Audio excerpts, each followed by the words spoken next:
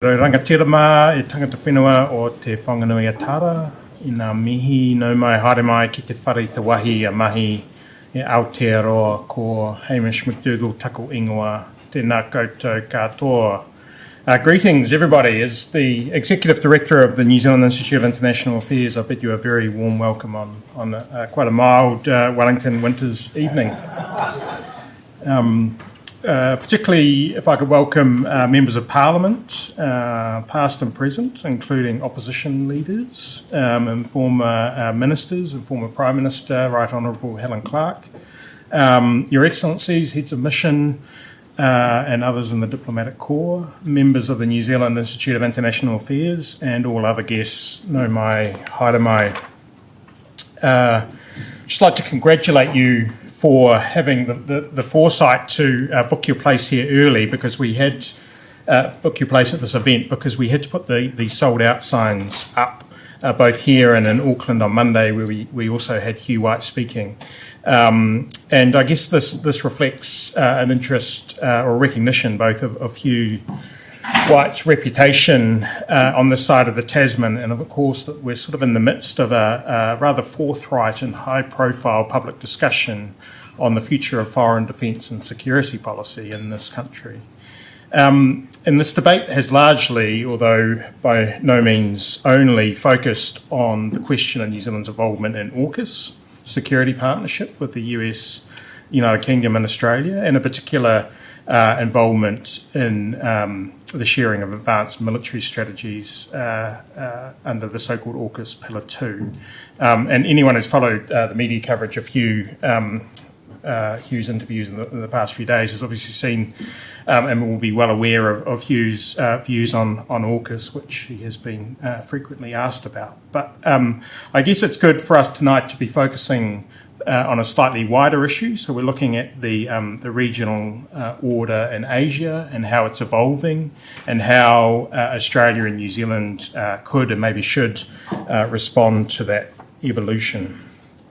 As an independent non-government organisation, our institute doesn't take views on positions on such matters, of course, but we can play an important role in encouraging public understanding and discussion of the issues, particularly allowing experts to provide context, nuance and shades of grey where perhaps the public debate might be prone to a duality of black and white.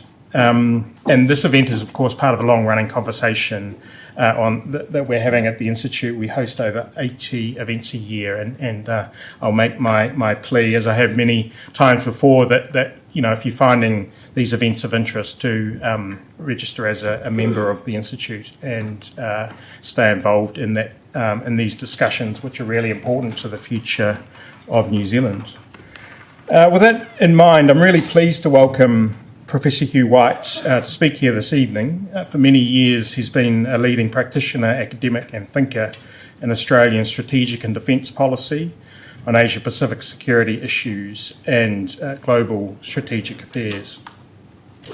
He is Emeritus Professor of Strategic Studies at the Australian National University, a former senior Australian Defence and Intelligence official and ministerial advisor, and was the first director of the Australian Strategic Policy Institute. He's also a prolific writer of books and articles, among the latest of which How to Defend Australia. Hugh, of course, is no stranger to these shores. He's spoken at the Institute numerous times, and I was reading in the New Zealand International Review that we think the first time was in 2002 under the stewardship of Gerald McGee, who's here tonight, when he delivered a talk on need for greater mutual understanding of Australian and New Zealand defence policies. And he's also delivered a prominent series of lectures as the Kippenberger Visiting Chair at the Centre for Strategic Studies here. So we'll shortly ask Hugh to speak for about 20 minutes or so on the issue at hand. And then after Hugh, I'm very pleased to say we've got John McKinnon acting as discussant tonight. John is one of New Zealand's most distinguished diplomats and public servants. He served 3 postings in Beijing with the Ministry of Foreign Affairs and Trade, including 2 as ambassador, with additional postings in Canberra, Washington and New York, and was also for a time, respectively the Director of External Assessments Bureau, the Deputy Secretary of Foreign Affairs, Chief Executive of the Ministry of Defence and Executive Director of the Asia New Zealand Foundation. And he's currently Chair of the New Zealand-China Council and also a Senior Fellow at the Centre for Strategic Studies here at the Herenga, Waka, Victoria University of Wellington. So we're very much looking forward also to Hugh's expertise and experience imparted on the topic. And we'll ask him to speak for about 10 minutes and then we'll move into a Q&A, so get some really good questions formulated. So without further ado, I'd like to invite Professor Hugh White. Thank you.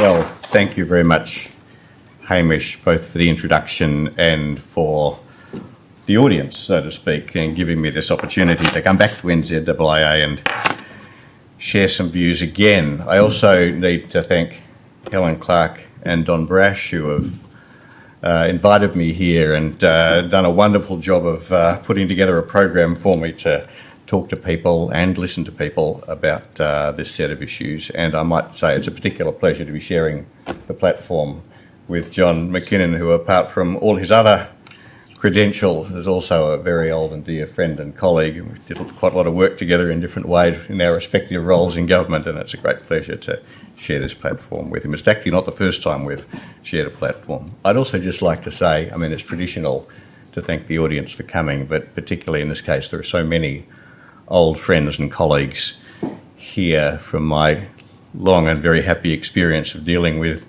New Zealand in different capacities. It's so nice to see you all here. I really appreciate you coming. Now, I'm going to take a liberty tonight of using the pronouns our and we to mean both Australia and New Zealand together.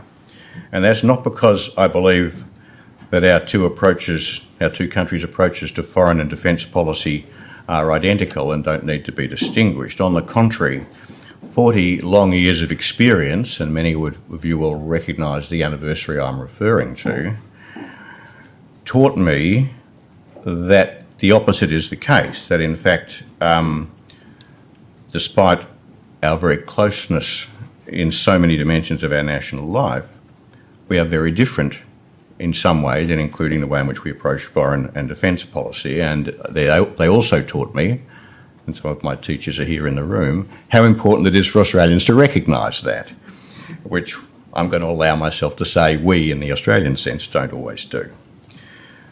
But the circumstances I'm going to describe and the pressures that they impose on our foreign and defence policies means, I think, that the differences, whilst always there, are going to be less important as we face a world and a region in which we will be more alone together, and working together will become even more important for us than it has in the past.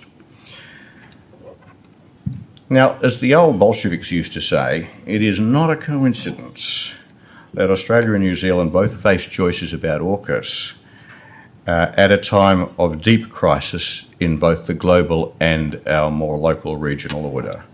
The simultaneous crises, you might say, in regional orders in the Middle East, in Europe and here in Asia, which together constitute a major, I think, truly historic crisis in global order.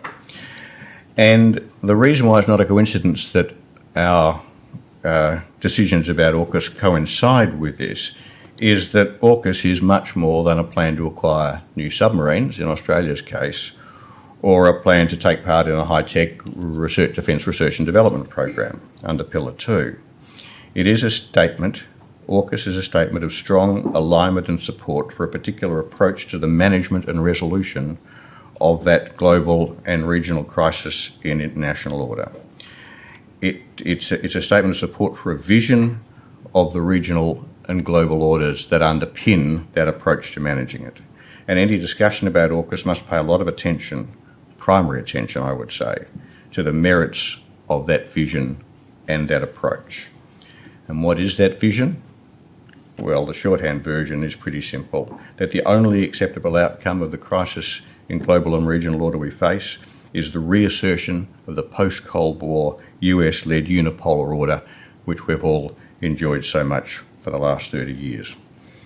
Now, I want to just start by making a few general points about questions of international order, because questions about international order are in fact a bit unfamiliar to us, to our communities, not to the academics of course, but to the rest of us, because the international system in which we've been operating has been so stable and so benign for so long. The post-Cold War order has lasted for 35 years. The post-World War II order, on which the post-Cold War order is based, in which the post-Cold War order is sort of a continuation and expansion, has lasted for 80 years. And our whole approach to our place in the world has been framed by those very durable orders. And we see this order, understandably, as natural and right. And we kind of tend to expect that it's going to be permanent too. Now, this is a normal thing to do. E.H. Carr is one of the guys I'm reading at the moment. He was the bloke who in, I think, July of 1939 wrote a book called The 20 Years Crisis, about the 20 years crisis of international order, which led to World War II just a couple of weeks after the poor bloke got the thing out into the bookshops. Actually, the book lasted very well, survived that. But he made the point that it's normal that people attribute a unique moral legitimacy to the status quo if they've benefited from it. But we naturally think of the order we know and love, if we love it, as being not just a good order, but the right order with a capital R, which therefore inclines us to be very conservative or very aggressive in response to challenges to it. And we therefore attach moral opprobrium to those who do challenge the existing order. We blame evil leaders in particular, the Kaiser and Hitler, for Germany's successive challenges to the European order in the last century. Hirohito and Tojo for Japan's challenge to the international order in the middle years of the 20th century. But one of the points that Carr makes is that the deeper forces are always at play. It's never just that there are bad guys in the presidential palace. There's always a lot more going on.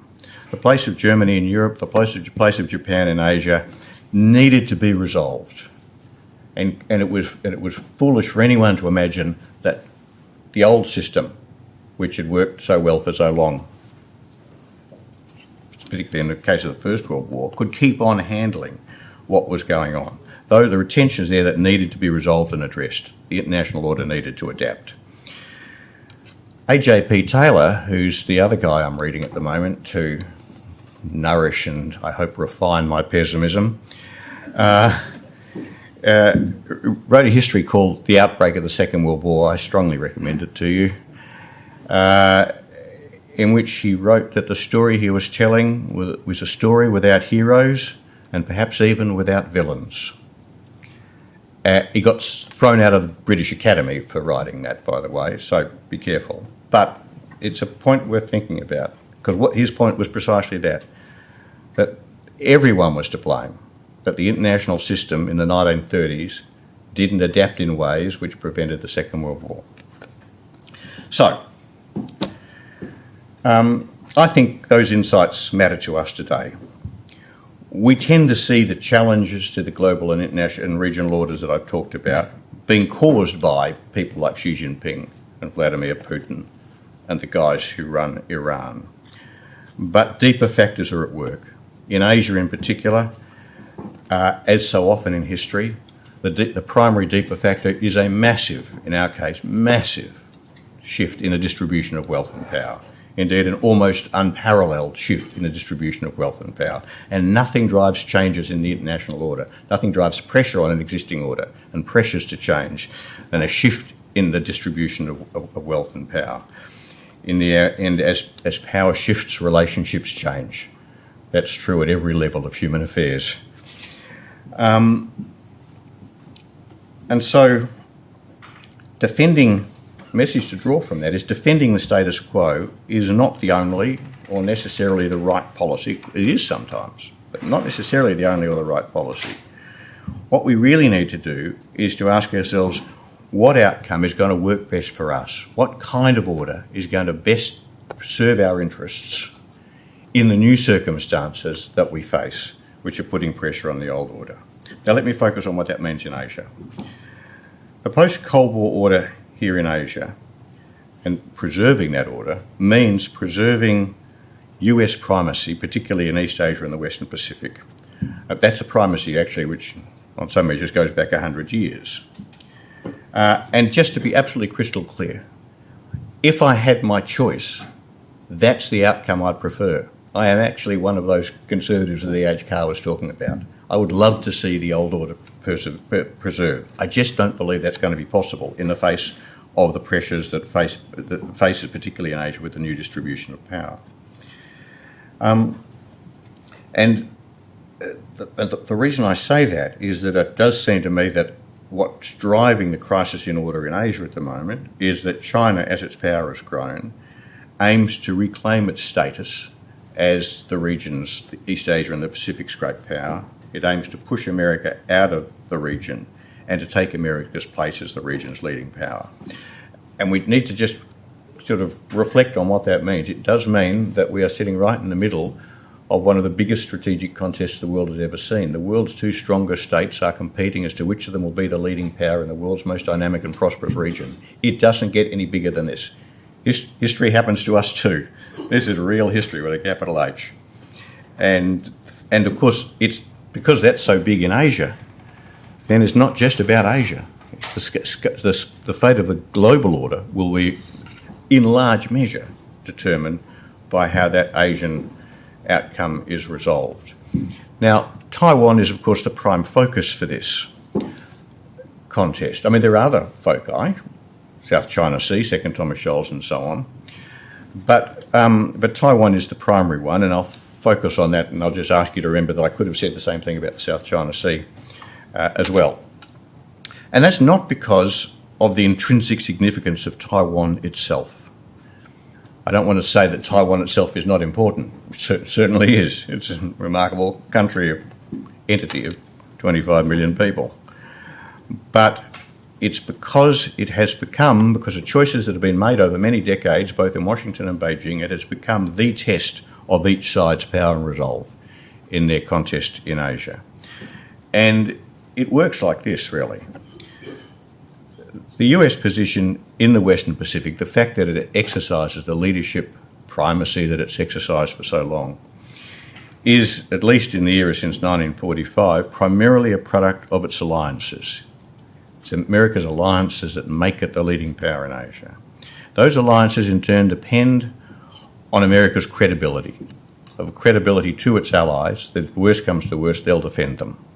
That's, if you go to Seoul or you go to Tokyo, or for that matter, you go to Canberra, and say, what's in the end this all about? That's what it's all about.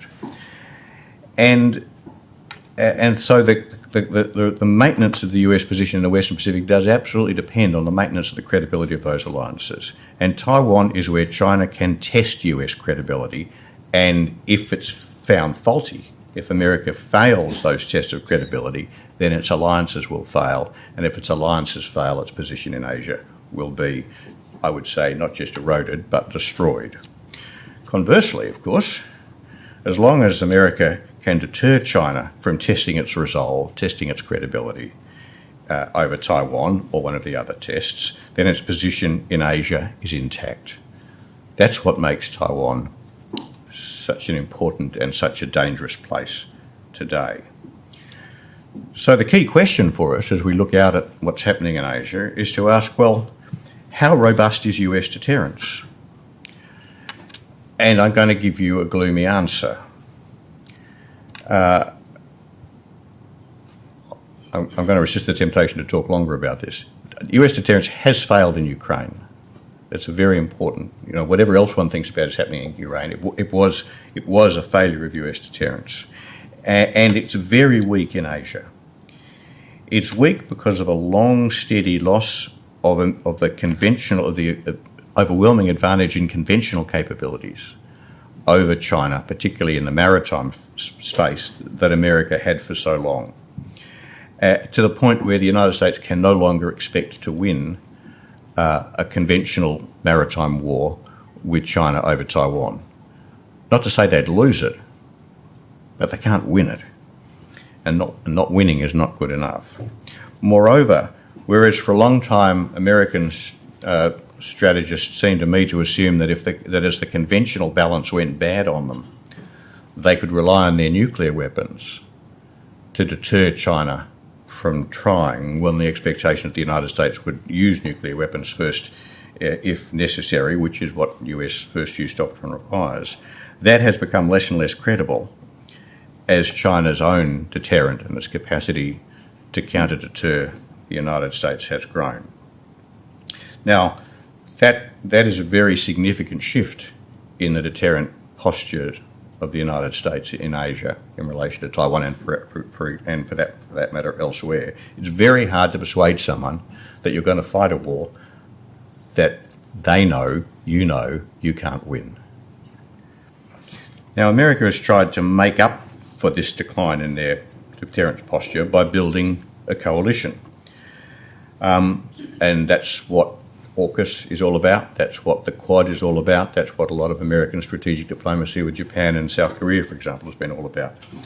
But I'm here to say that none of America's allies and partners in Asia, or beyond for that matter, America trying to bring NATO in, for example, have committed to support the United States clearly enough to enhance America's deterrence to any significant degree.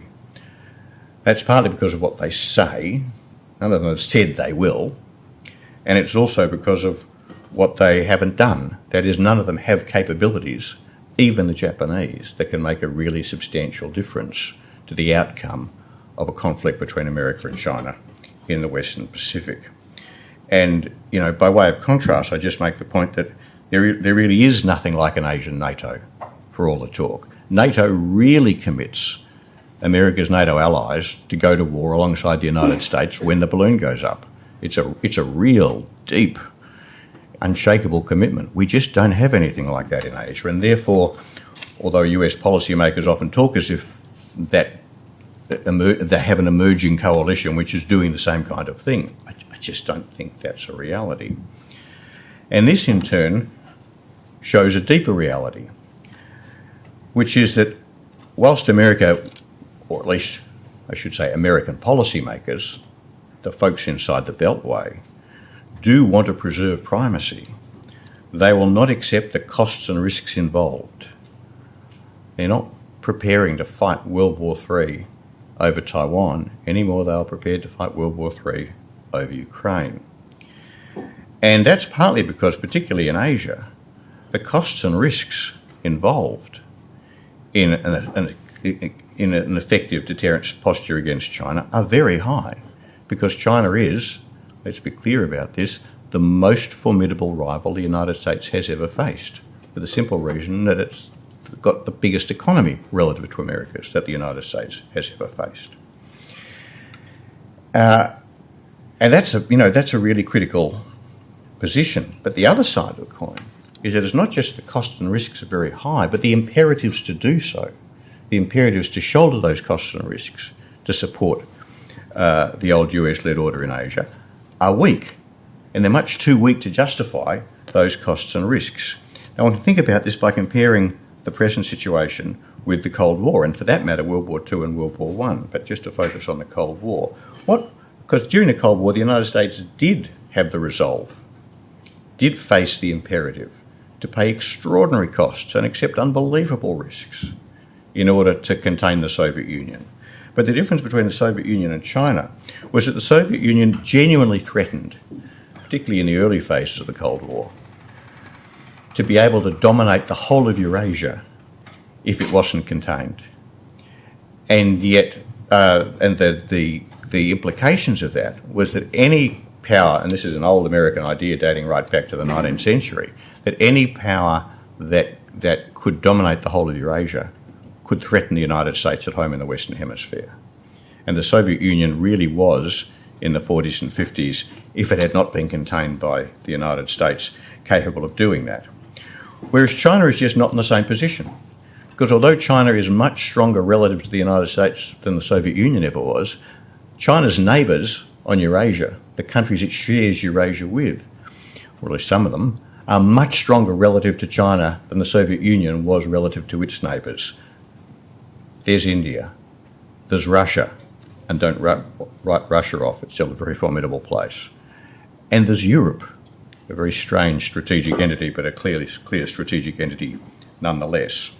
And so I think what we're seeing a world in which the chances of China being able to build the posture in Eurasia that would threaten the United States at home the way the Soviet Union did is very low, and therefore the imperatives for the United States to prevent China dominating East Asia and the Western Pacific are way lower than the imperatives the United States had, for example, to prevent the Soviet Union dominating Western Europe. So there's the things that used to drive the United States to the extraordinary steps it took during the Cold War are just not there today. And more broadly, what that means is that the fears that are often expressed that the alternative, if we let the old post-Cold War US-led unipolar order go, what it will be replaced by is a unipolar authoritarian order led by China. I think that is a very unlikely outcome. Much, much more likely, I'm going to say pretty near certain, is that what will replace, I would even say what is already replacing the post-Cold War unipolar US-led order, is a multipolar global order consisting at the moment at least of 5 great powers, perhaps some more down the track, which will work the way multipolar orders have often worked through history. Now, we're a bit unfamiliar with multipolar orders.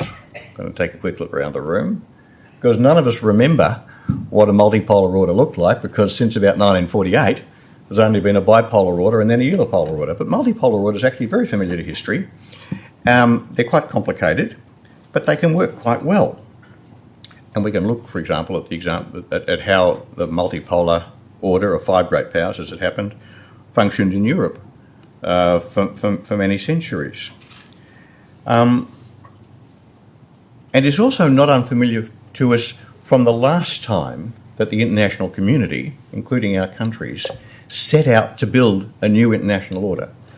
We did that in 1945 at San Francisco, the end of the Second World War, when we, collectively, the world, or at least the United Nations as they were then called, set out to design the UN and as an expression of a vision of global order in the post-war world.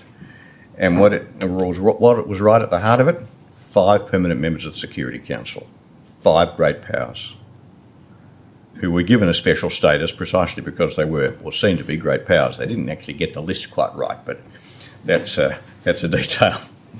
Neither in Britain nor France are on my list of 5 great powers, let me be clear. So now, in that, it's just worth exploring that for a minute. In Asia, that multipolar order would be reflected in a multipolar regional order, if we look at Asia as a whole. Because it's very important to remember that although we talk a lot about China, there's not one rising great power in Asia. There's 2. There's India. Or there's maybe 3, because there's Indonesia. And Indonesia will, well before the middle of the century, be the 4th biggest economy in the world. Nobody quite knows what Indonesia is going to be like at that time. But we at least need to recognise that we're not just going to be living in a multipolar global order. We're going to be living in a multipolar regional order as well. And that's actually good news for us. It means that rather than living under one or other of those powers' clear hegemony, at least for those of us who live on the boundary between what one might call a Chinese sphere of influence and an Indian sphere of influence, China and India there, and those of us who live on the boundary, that's the Burmese, Thais, the Malaysians, the Singaporeans, the Indonesians, the Australians, you guys, we're going to have a great power on each side of us, and we can play what I call the Mongolian game. Mongolia exists because it keeps the Russians at bay using the Chinese, and the Chinese at bay keeping the Russians. There are real opportunities for us there. It's going to be a bit exciting. Be a good time for for diplomats. But this is a model of our future, which I don't think we need to despair about. Now, I don't want to give the impression that I think this is going to be a doddle. Working in that kind of multipolar order will be much harder than working in a unipolar order dominated by our mates. But we don't get much choice about it. It's also perhaps more important to say that it's not just going to be harder for us. For some countries, it will be disastrous. There will be some tragedies involved. I think the future for Ukraine is very grim myself. And the implication of what I've said is that the future for Taiwan is very grim as well. But, and this is where the realist in me comes out, in the end, we collectively, as an international system, are going to have to make some choices. Just as at Yalta in 1945, the choice was made to leave large slabs of Eastern Europe, particularly Poland, under Stalin's boot, which was a very tough decision, but it was a decision that avoided World War III between the United States and the Soviet Union at a time when the Soviet Union had the biggest army the world had ever seen. Best army the world had ever seen too, I might say. That was a war worth avoiding. But we don't want to forget that it's some very tough choices along the way. But I think for those of us who are lucky, and we are lucky in this respect, we can survive in this kind of world. And it's worth just turning the coin over and recognising what happens if we don't take that route. What happens if we don't adapt ourselves to living in a multipolar order rather than the old order that we know and love. History strongly suggests that if we don't accommodate changes to the international order, we will face war. And of course, in this era, that means nuclear war. And I just want to stress the point that the risk of war that I'm talking about here is not hypothetical. It must weigh on our judgments, that the sorts of decisions we make about the vision we have of future international order and how we pursue it has to be very strongly influenced by the importance of avoiding war. In Ukraine, it's worth remembering that any effort to ensure Russia's defeat against Ukraine, it's now clear, would require direct NATO intervention with a direct risk of nuclear war. Now, one can have an engaging debate about how high that risk is, but I guess my question is, well, how much risk is okay? 10%, 20%, 30%? Do I hear 40%? This is not hypothetical, remember. The missiles are there in the silos. The weapons are on top of them. And in Asia, well, the temptation for China to test US resolve over Taiwan in the way I've talked about seems to me to be very high. And the more the Chinese think America is bluffing when it says it will defend Taiwan, the more likely they are to call its bluff. Now, is America bluffing? They say Biden has said 4 times that he would. He seems to have known what he was saying on that occasion, at least. I don't think the Americans know whether they're bluffing or not. And that is a very dangerous situation. But the real point is that China has very good reason to think that they are bluffing. And to just dramatise that or clarify that, you ask yourself, well, what would America have to have done to make it absolutely crystal clear to the Chinese that they weren't bluffing, that they really were determined to defend Taiwan? Well, it's pretty simple. As China's air and maritime capability went like that, America would have had to make its air and maritime capability go like that too, so that it preserved the massive advantage which had underpinned its successful deterrence of China through the 70s, 80s and 90s.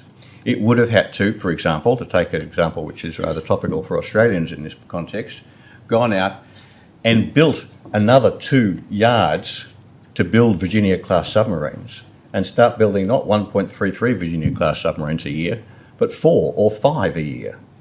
That's the sort of thing America did during the last Cold War. That's how they deterred the Soviet Union. That's exactly what they haven't done now. So I think there's a very real chance that the Chinese look at what America has done, or rather what it hasn't done, and think these guys are bluffing, they're not serious. And I think the Chinese are right about that. I think it's a really important judgment. And of course, the temptation for the Chinese to call a bluff is high because, for the reasons I mentioned before, if they move against Taiwan, and America, after all the things they've said, stands back and says, no, sorry, we're going to sit this one out. And in Tokyo, and in Seoul, and all through Southeast Asia, and even in Canberra, they'll say, really? Are we trusting these guys? Because that is, as I said before, the heart of the alliance.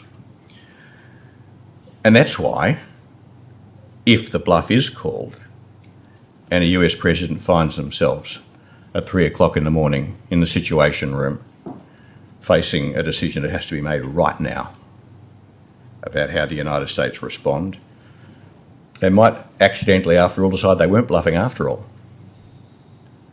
And then it's on for one and all. Which is why the risk of war is high, and it's worth bearing in mind, just to emphasise something I said before, that the risk of war is high. If the risk of war is high, then the risk of a nuclear war is high, because neither side can achieve a decisive result with their conventional forces, and both sides have plenty of nuclear forces available. Now, let me conclude. This may seem a bit melodramatic, but I don't think we can, in thinking about questions like AUKUS, and not just the AUKUS question, but questions like AUKUS, we cannot avoid a discussion of whether we, our countries, my country, your country, believe we should go to war with China, if necessary, to try to preserve the US-led order in Asia. Because that is the big choice we potentially face. This is what this moment in history has delivered to us. And we have to face that, not because AUKUS, us having signed up to it, if you guys sign up to it, obliges us to do that. Interesting question, but particularly for Australia. But it's not because of that. It's because a commitment to AUKUS is seen, particularly seen by the US, as a strong statement of support and endorsement and encouragement to the idea that they should go to war with China if that's necessary to preserve the US-led order in Asia, because that is the declaratory policy that the United States today seems to have, or the implied declaratory policy. That and securing that kind of support is what AUKUS is about. America doesn't really care whether Australia has nuclear-powered submarines. And I don't think it really cares whether Australia, or for that matter New Zealand, sign up to the Pillar 2 research projects. What it cares about is getting a statement of support for that approach to the whole problem. And the reason why I think that's a bad idea is that I don't think that support, that approach, is going to succeed. And not just because we won't win a war, but because the shift in the distribution of wealth and power makes it impossible for America to remain the primary power in Asia, or for that matter the unipolar global power, no matter how much we might like it to. So, very quickly, what's the alternative? What else do we do? Well, the first thing we do is accept that we do now live in a multipolar world and stop trying to preserve the old unipolar world. We focus on building an order and institutions that make that unipolar world work for us, just as we worked in 1945 to try and make the multipolar order that we saw emerging after the Second World War, before it was hijacked by the bipolar order of the Cold War. Just as we worked hard. In Australia's case, part of our diplomatic mythology is Doc Everett turning up at San Francisco in 1945 and making a complete ass of himself, trying to manage the way in which the Security Council was going to function. Didn't succeed in everything, but he made a difference. The second thing we need to do is to accept that in Asia, China and India are going to be the leading powers. And we need to shape what happens regionally in Asia to make that system work as well for us as possible too. And it's worth bearing in mind, we've been this way as well. Australia and New Zealand sat down together in 1944 and negotiated what's called the Anzac Pact, or the Canberra Pact, which was actually a pretty wacky piece of work. And once again, Doc Everett's name's all over it. But it was a serious attempt by our two countries to try and shape our regional order to suit our interests.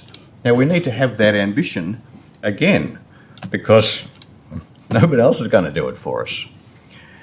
And the third thing to do is to recognise that whatever happens, no matter how successful we are in those two efforts, this will be a harder world for us to live in.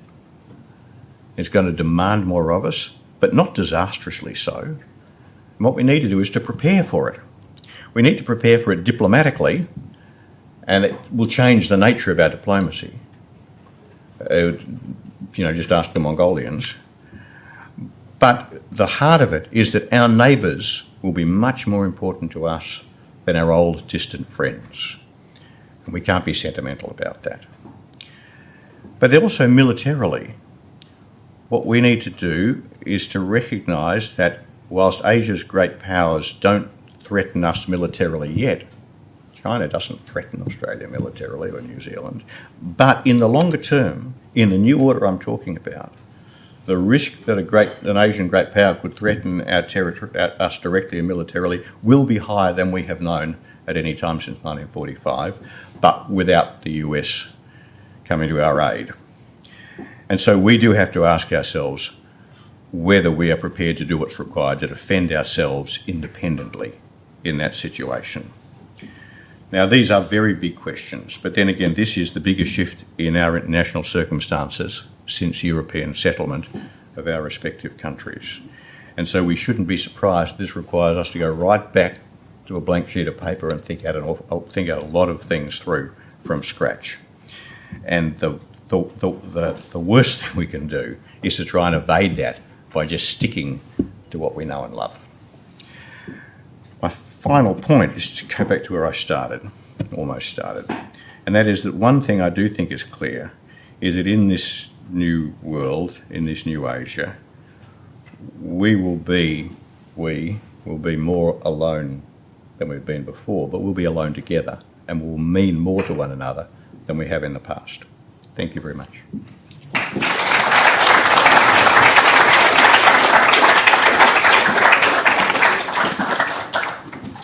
Thanks, Hugh, and welcome, John McKinnon. Thank you.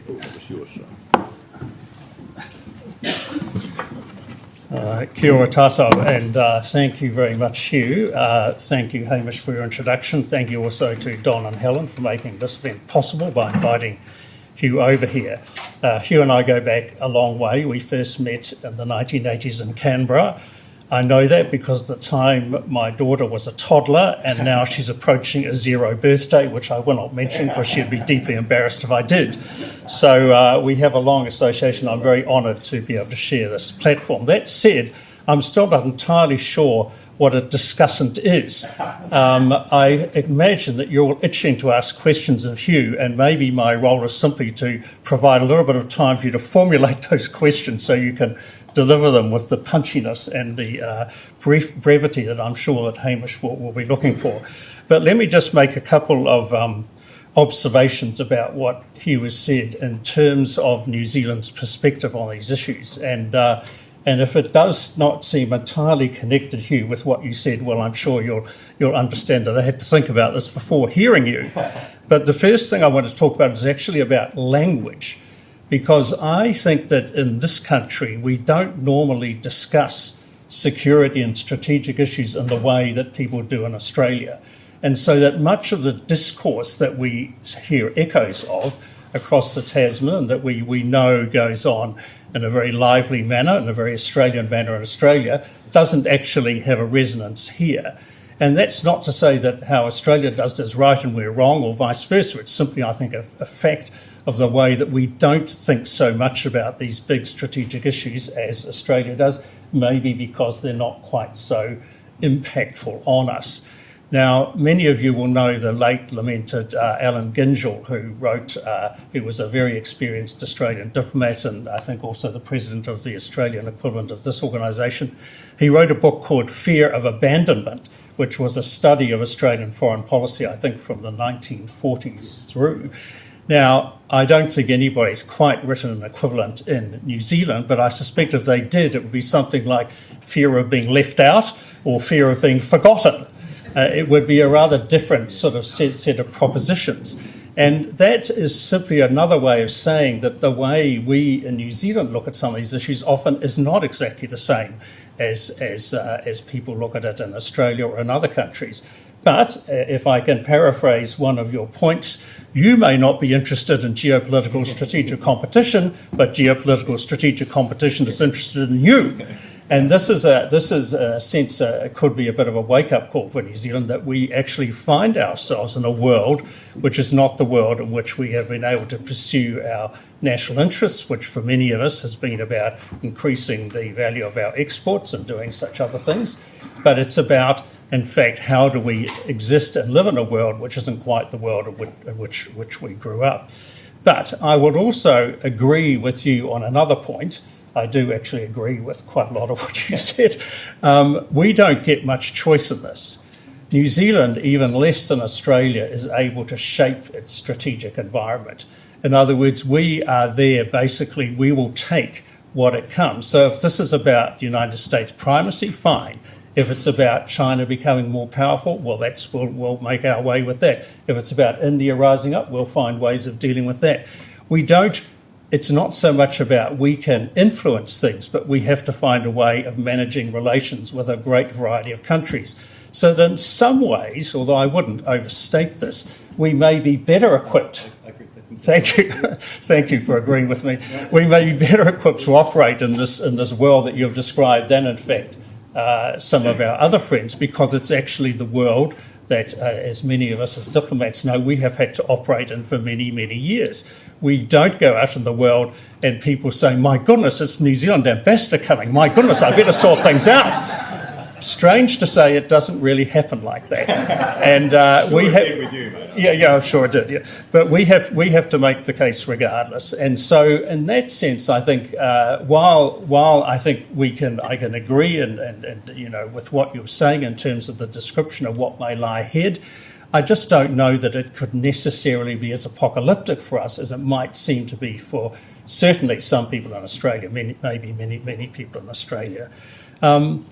Another point I'll just make in terms of preferences, and this is something which I think bears on how New Zealand might react in certain situations which may or may not occur in the future, and that is we by far prefer diplomatic solutions to military ones. Now, you might say, well, that's simply a realistic way of saying, well, we have something to offer in diplomacy and we don't have quite so much to offer in terms of the military.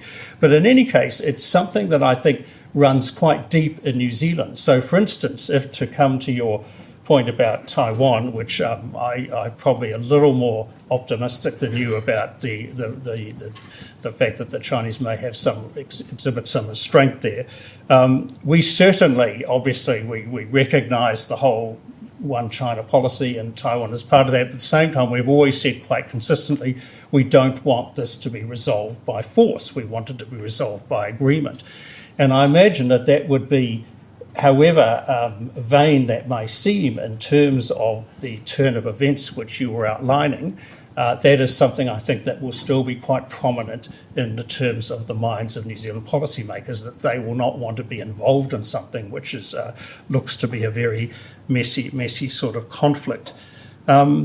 Finally, if I can just touch very briefly on the subject of the day, namely AUKUS, because I feel if I don't touch on it, somebody's going to ask me a question, so I may as well get in first. I mean, with any big decision of this kind, I always think there's a merit in breaking it down and in not making it a sort of a black and white. And I say this with great respect to our two hosts here, Hugh's hosts, who have been arguing the case about this. But I also take a little bit of refuge in Hamish's comment about, the New Zealand China Council is not an organisation which makes statements about policy.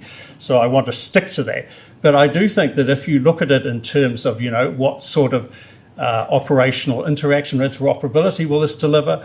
Who are the sort of partners we wish to be to? If you think of it and break it down in those terms, it makes it a bit easier to think about the issues which are being presented than if it's simply a black or white, yes or no issue. Do we or do we not sign up?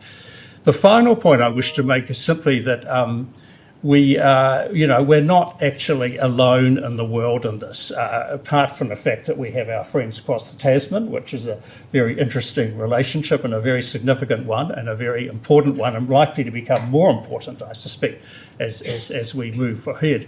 We also have to think of the people in Southeast Asia. and the other people that you described who sit in that area of zone between the emerging great powers. Everybody in that area, including ourselves, has to figure out how we're going to operate in this new world where maybe things are not quite what they have been in the past. And while that, in a sense,